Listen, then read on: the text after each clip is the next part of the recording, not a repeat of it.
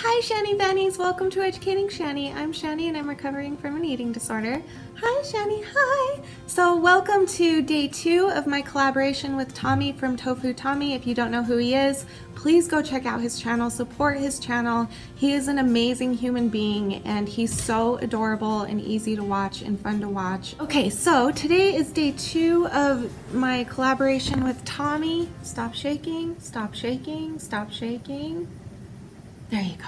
So today is day 2 of my thing with Tommy, and today I'm going to be answering question number 2 from Tommy. And if you missed question number 1, that was yesterday, and I will put the link to that video in the description below, and you can go check it out. And so without further ado, let's get to question number 2. Yay! Okay. As a female, how does your illnesses affect your daily life, and do you feel it affects your relationship with your partner, family, friends? And how do you combat the behaviors, and what techniques do you use, or what helps you? As we are both members of the LDS Church, do you worry about the fasting in church as it can affect your illness? Okay, so let's break this question down. First of all, as a female, how does my illness affect my daily life? Well, first of all, females are expected to be thinner than males are. Like, males, I mean, we all know this. It's in the media, it's in everywhere. Like, it's considered to be beautiful if you have a fit body, I should say.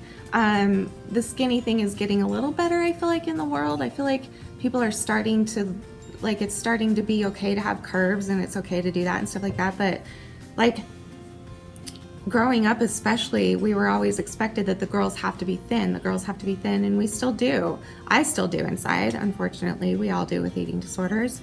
And so it puts like an extra pressure on us to be thin and to keep our eating disorder going, because we think that it will make us thin, even though it doesn't. And when it does, it's killing us. So that's never fun. The other thing is that I really have always had a problem with having boobs. I hate my boobs. I hate my hips too. Like, I've always hated having the womanly parts of me that are very large. Like, I have, it's, because here's the thing. Growing up, I was really overweight. You guys know that. And everything I ever heard from siblings, cousins, family, friends, everybody, people would always say the same thing to me, which is, you know what, you're just big boned. That's all. You're just big boned. So I tried to go my whole life thinking that maybe I am just big boned. Maybe I should go easy on myself, but it never worked enough, I guess, to stop me from trying stupid things. So, but then later, as I got older, like right after I got married, I noticed, and I was like 80 pounds heavier than this when this happened. Like, I noticed that I actually don't have big bones. I actually have very small bones. I don't know if you can tell. You can't, but like my wrists are very small. I can hook, I can't show you. I can hook it like that, where my thumb covers the pinky. Like, it's really small, and I've always had really small fingers. Like, compared to my body, I'm actually very small boned. The only big bone I have on me is my butt, my hips. Like, I have very wide hips, but like my shoulders are pretty small compared to the rest of my body. Like, so once I figured that out, that was so triggering for me. I was like, wait, I'm actually not big boned, so I have been fat this whole time, and therefore I need to be doing my eating disorder more. So that actually turned out to be triggering, because it started to feel like I started to hate my womanly body parts because they were large, and I hated that. Anything large added weight to me, and I didn't like that. And I never have been skinny anyway, and I've never been underweight anyway. So my thin, which is this kind of, no, I'm pretty, I don't know. But anyway, I used to be way heavier than I was my whole life. So when I would get to my thin weight, I still felt big because I blamed it on my boobs and my hips, because those never went away. So that was always really hard for me. And I guess I really think that just comes from the pressure of the world that women have more than guys do, which is unfortunate. Guys have pressure in different ways though, like to be muscular and to be strong and things like that. So like, that's, you know, that's different. But so yeah, okay. And then what was the next part? Do you feel it affects your how do you feel it affects your relationship with your partner, family, and friends? In every way possible. I've talked about this many times, but like even the little things, like I sleep during the day because halfway because of my eating disorder and also half because I've been an insomniac since I was a very small child. I never ever sleep at night growing up. Like, I mean, I did it for a couple hours, but I would always be really tired at school. But it also kind of got in the way, like as far as my eating disorder, it got in the way of being able to do things with family and friends, because either I would be too stressed to do it because I'm worried that there would be food there, and if there's food, am I going to be able to stop myself from binging and purging when I'm with them, or am I going to just have to starve myself all night, which would make me weak and dizzy and not a lot of fun to be around. So like it just got easier to just cancel on people all the time. And after a while, like recently, I've finally learned to stop making plans that I can't keep, and I'm not perfect at it yet, but I'm trying my very hardest to do that, because it's better to just say no in the beginning than to get their hopes up that you're going to hang out with them, and then your anxiety hits and your eating disorder hits, and it just gets in the way of everything. It also gets in the way of relationships because it worries people. It worries people that care about me so much, and it just puts extra burden on them and extra worry on them. And I know that they love me and that they just are worrying because they love me. But it's very hard for me to think about that they have so much on their shoulders because of me. And that really like makes me sad, and then that affects me, and then that makes me want to just curl up in a ball and die, which means go back to my eating disorder for comfort and hide from them and hide from the world, like those kinds of things. Like, it's really hard for me because sometimes I feel like I just don't want to be around people ever, like all the time. Not sometimes, all the time. Most of the time, I guess. I'm getting better recently, obviously, you guys know that, but it's really hard for me. If something is coming up where I have to see a family member or a friend that I don't see every single day, so anyone besides Danny and my parents, I get really anxious about it. I do, and it triggers my eating disorder. It triggers everything, and it comes off as being that I am such a rude, inconsiderate person, because 90% of the time I end up canceling things because of how bad my anxiety gets and my eating disorder gets, because the anxiety triggers the eating disorder.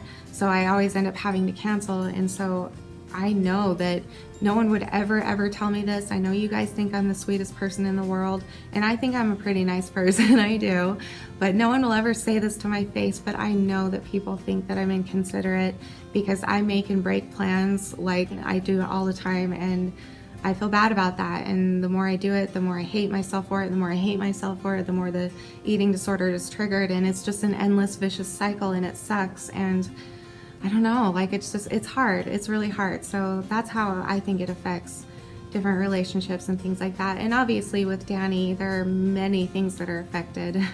Also, just the way that we eat and the way that I feed him is affected big time, especially right now, because right now Danny is trying to gain weight and I am trying to eat healthy. So it's been really difficult to like balance that out and give him what he needs to gain weight, but then I can't eat some of it because I'll binge and purge on it or whatever. And then also it's always been a struggle because it affects our money situation. When I used to binge and purge all the time, I was spending so much money on binging food, and now I'm not. I'm getting a lot better now.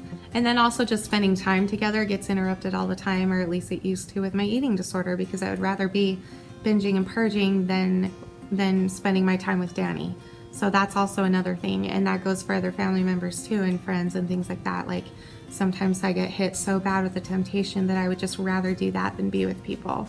And that's unfortunate, but it's part of the disease, and that's why I'm talking about it and bringing it to light, so it's not a secret anymore, and so that I can hopefully encourage you guys to do that too, because I will say it again and again. Eating disorders thrive off of secrecy and loneliness. Eating disorders thrive off of secrecy and loneliness. Eating disorders thrive off of secrecy and loneliness. That's how they grow, that's how they stay alive, and that's how they get worse. So it's really dangerous. Okay, and how do you combat the behaviors, and what techniques do you use, or what helps you? Okay, so this is fairly new for me, that I have been using tools to combat my eating disorder behaviors. And the behaviors that I have the most trouble with if you guys don't know me, is binging and purging. Binging actually is my biggest problem. The only reason I purge is because when I binge, I eat so much that I can't breathe and I feel like I'm gonna have a heart attack. I actually hate purging. I'm not one of those bulimics that gets off on it or that likes it. Like literally, I heard from a friend, who told me that? JR? I think it was JR. I don't know. But I was told that people sometimes actually literally orgasm from purging. Like it's an actual addiction because it makes them orgasm too, and it also makes them feel empty, and which makes their eating disorder feel better. So, but I've never experienced any of those things. I don't feel any type of good euphoric feeling at all when I purge. I am the type where I only purge because I feel like I have to. So anyway, my problem is binging. What was the question? Oh, so what I've been doing recently to combat those behaviors is to try and keep my hands busy is the biggest thing that I do, or try and keep my mind and my body busy, which is hard because my body only lasts a certain amount of time. Like I'll try and do a project every day. When I get up, I'll try and do a project. I usually only last like an hour, maybe 2 hours. And I have to sit down every 5 minutes, because my body's just destroyed for now. Hopefully I'll get healthier in the future, but for now it's still pretty sick and it's still trying to recover. And so that's something that I'll do right when I get up, and I'll try and eat something so that my body will start digesting normally, so that I'll be hungry in a few hours from that, so that I can eat again. Like trying to get my body back on track as far as eating normally, which is extremely difficult, but that's a big important part of healing, especially from binge eating disorder or bulimia or even anorexia. So, but once I get tired, once my body gets tired, I go to other things, such as I will color. I love to color. I love coloring things. I love to do other art. I love to make cards. I love to do all kinds of things like that. But that also makes me tired, believe it or not. I'm only using my hands, but it does make me tired after a while. And so then I'll just go and lay down, and I will watch YouTube, and I'll watch videos that inspire me, or videos that make me feel absolutely happy. Like that's why I love, you guys know my favorite YouTuber is Colleen Ballinger Evans, aka Miranda Sings, and there's a reason that she's my favorite, because I will go and watch her if I'm having a bad day, or if I'm having a bad hour, or even a bad minute. I will go turn it on and I'll feel better because she's such a happy, positive person. And then I'm finding a lot of other YouTubers that I'm falling in love with. I love the EB family, or AB?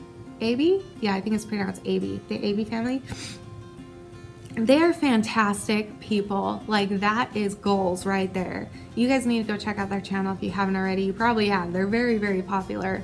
And I just love them. I love their entire family, how they are, how they take care of their kids, how they run their home, how they teach their kids. Like, I just have so much respect for them, and I hope that Danny and I can be parents like that someday. Like, they're really wonderful. Doing that helps me. I just try and keep my mind positive and try and keep my hands busy for as much energy as I can. Like, does that make sense? And also reading and watching things gets hard after a while, because I have really bad like an imbalance nausea problem. What's that called?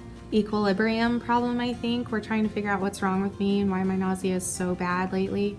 So I just do as much as I can of each thing, and then go to a different thing if I need to change. So those are the things that I use to combat my urge to binge, and it doesn't happen every day, unfortunately, but I'm getting there. Okay, and as we are both members of the LDS Church, do you worry about the fasting in church as it can affect your illness? Okay, so for those of you that don't know, I am a member of the Church of Jesus Christ of Latter-day Saints, LDS. You all know us as Mormons. Please don't believe all the rumors you hear about us. They're not that bad. Like, they're not true.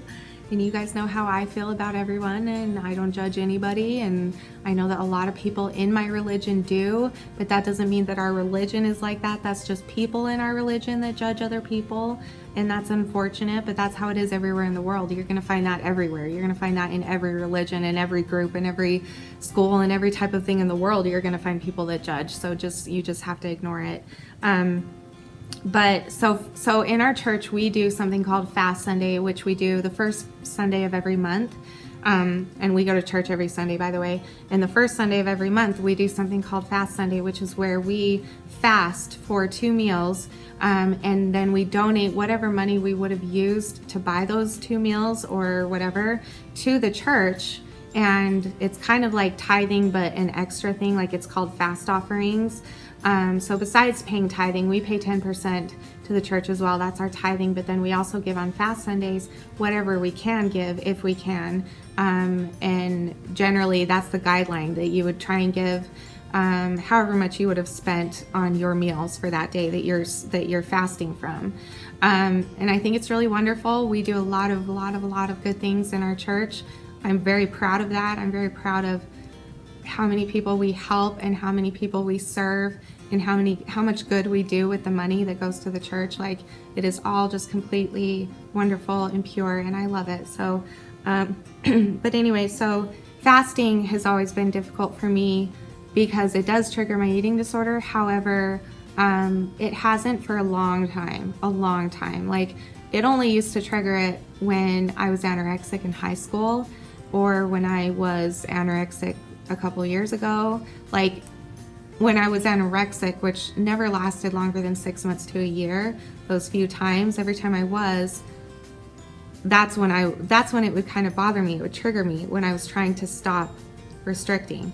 But now, it's not a big deal to me. However, like, as far as my eating disorder goes, however, I can't fast for 2 meals a day because I'm on so many medications that I have to eat food with. So I actually literally can't medically fast right now. And I'm guessing that I know that God understands that, and I still try and give what I can and do what I can. I need to be a lot better in the church. I've been falling out of it, and that's hard for me, but that's a whole nother topic. I still believe what I believe. I just have not been very active in it, and like actively going to church. That's a whole nother video. We'll save that for another video. But anyway, so yeah, so I don't really worry about it too much anymore. I can see how you would, Tommy.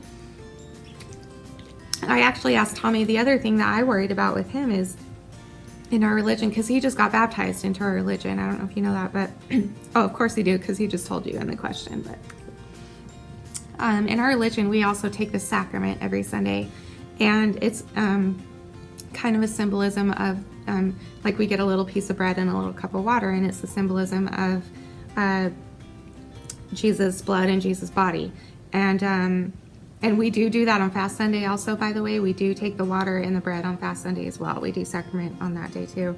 And I asked Tommy, because he's a vegan, I was like, what if the bread has animal products in it? What are you going to do? And he said something along the lines of how it's one of those things where you can let it slide because it's a blessed thing. Like, we bless the sacrament every week before we take it. Someone says a prayer over it, and we take it, and it's full of blessings, and it's a time for us to remember Christ and allowing yourself to forgive yourself and asking Heavenly Father for forgiveness. Like, that's what it's all about. And so it's a blessing, and sometimes the way you live your life, or the way, especially sometimes the way you eat, can be compromised in different ways. For Tommy, he's choosing to make that compromise and to make that risk that there might be animal products in that bread, but he knows that it's blessed, and he knows that it's blessed from God, and that it will help him and it will bless him. And then for me, I'm not able to fast, and so we have to make a compromise there. Like, there's always ways to, I just truly believe that God will adapt to you no matter what you need to be having done to you. And I think that I can't feel guilty about it, that I can't fast. I can't feel guilty about that. It's not my fault. Even if I stopped my eating disorder, that wouldn't be my fault, because I have so many other health problems that, again, I'm taking medications that I have to eat with. So yeah, so that's my thoughts on it. And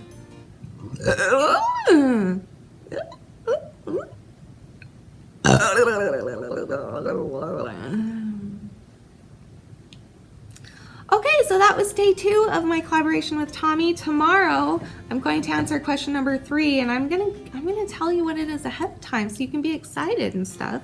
So tomorrow, I'm gonna answer this question: what was your experience with seeking professional help? Did you go on your own accord, or were you forced to go due to being so ill? And do you feel treatment for eating disorders are good and can be improved? And if so, how?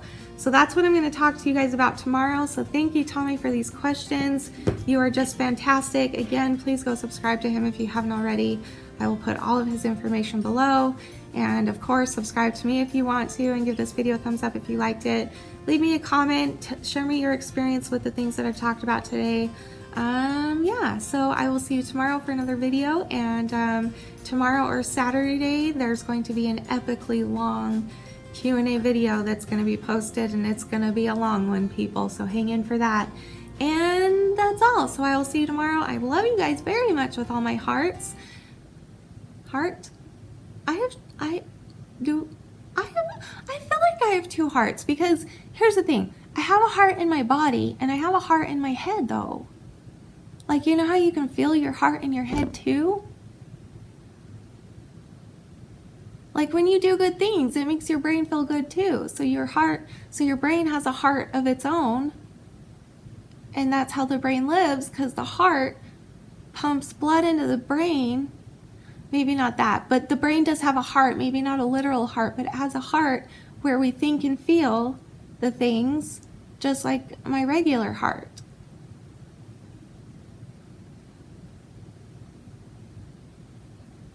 Okay, well, I'll see you guys tomorrow, and I love you very much, and you are beautiful, you are worth it, and I am too. Thank you for watching. Bye!